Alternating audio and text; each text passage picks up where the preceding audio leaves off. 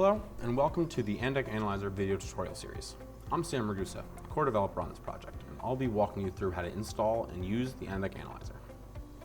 Before you start, you need to make sure you have a Windows 10 PC using a 64-bit version with at least 8 gigs of memory or RAM and 2 gigs of storage. If you have that, you can go to our webpage to download the enDAQ Analyzer installer and click on it to run it.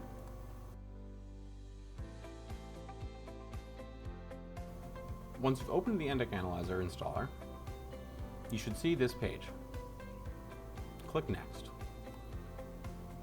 This is where you'll choose the installation directory.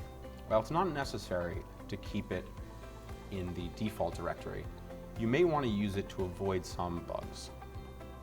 You also may want to check the Add a Shortcut to the Desktop box so that you have easier access to the analyzer in the future.